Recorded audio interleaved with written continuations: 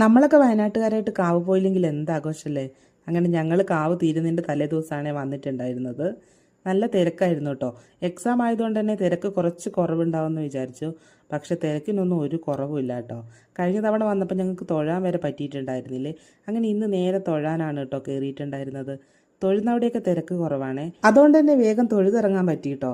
അങ്ങനെ ഞങ്ങൾ ചെരുപ്പൊക്കെ ഇടുകയാണ്. പള്ളിക്കുന്ന് പോയപ്പോൾ അച്ഛൻ്റെ ചെരുപ്പും പച്ചിലക്കാട് ഉത്സവത്തിന് പോയപ്പോൾ ചിഞ്ചുവിൻ്റെ ചെരുപ്പും കളവുമായിരുന്നു കേട്ടോ. അതുകൊണ്ട് തന്നെ ഇത്തവണ ഞങ്ങൾ ശ്രദ്ധിച്ചിട്ടാണ് ചെരുപ്പൊക്കെ വെച്ചിട്ടുണ്ടായിരുന്നത്. അങ്ങനെ കാവുന്ന് ഭക്ഷണമൊക്കെ കഴിച്ചു കേട്ടോ. ഉച്ചയ്ക്കൊന്നും വരാൻ പറ്റാത്തതുകൊണ്ട് രാത്രിയാണ് നമ്മൾ കഴിച്ചിട്ടുണ്ടായിരുന്നത്. പിന്നെ നമ്മൾ ഭക്ഷണമൊക്കെ കഴിച്ച് കഴിഞ്ഞിട്ട് നേരെ ഇറങ്ങിയിട്ടോ ഓരോന്ന് കാണാനായിട്ട്. അച്ഛനും അമ്മയ്ക്കൊന്നും പ്രധാനമായിട്ട് ഒന്നും കാണണ്ട കേട്ടോ. അവർക്ക് കാണേണ്ടത് കേളുവേട്ടൻ പുതുതായിട്ട് ഉദ്ഘാടനം ചെയ്ത പാലമാണ്. കേളുവേട്ടൻ്റെ പാലം എന്ന് പറഞ്ഞിട്ടാണ് കേട്ടോ പാലം കാണാൻ വന്നിട്ടുണ്ടായിരുന്നത്. പാലം കാണാൻ കുറേ പേരുണ്ടായിരുന്നു കേട്ടോ.